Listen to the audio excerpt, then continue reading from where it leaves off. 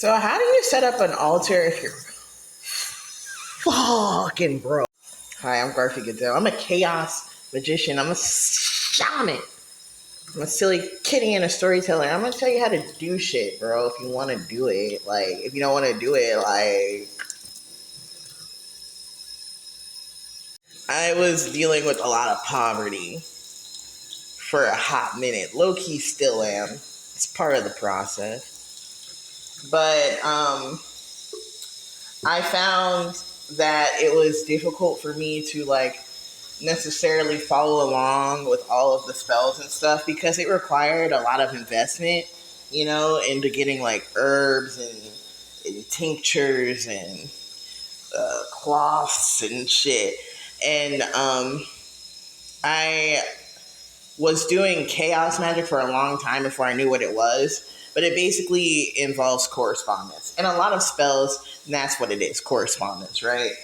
These things work to manipulate higher realities and our current reality because they're symbolic of them. And there's this concept of hermeticism, that of as above, so below, that when we create changes on smaller scales, they affect higher scales.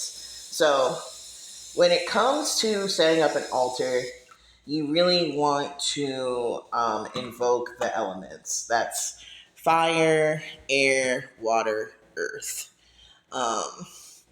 And most common altar setups involve like a pentacle, a cup filled with water, a blade of some sort, and what am I forgetting? A wand, right?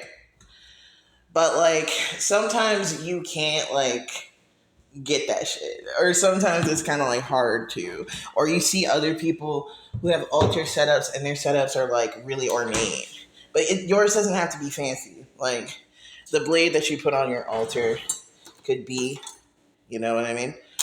The if you don't want to risk your only kitchen knife as as a permanent standing on your altar, you can think of other things that invoke the earth element. Me personally, I like to keep pens and pencils on my altar to represent the air element, right? Because the air element has to do with mind, and like the best way to invoke the mind for me is con un pencil. My refrigerator is ridiculous, bro. There's also the other elements that you could invoke. Look at it like interrupting me. This shit is alive, bro. It pisses me off. Um, so like with the water element, you can you can have a cup, but for me, my clumsy ass, I do not like to have sitting water anywhere. And then God forbid I forget and then it gets weird and gross, right?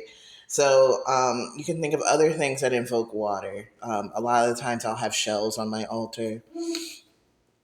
Um, or like, ocean stones or something like that. And that's another thing you can do instead of a pentacle. You can just put a cool rock on there.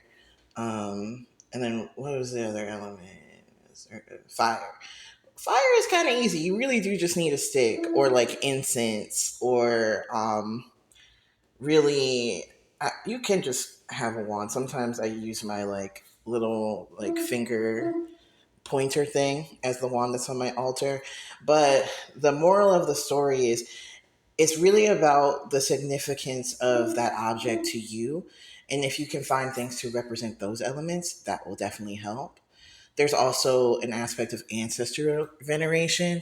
So it can help to put things on your altar that remind you of people who have passed on so that they can better connect with you to like just kind of vibe. So I hope that was helpful. Featuring my refrigerator making that sound for who knows what reason. Is what it is. Let me know if you have any other questions because I love making videos like this, especially to help out the homies who want to smite people.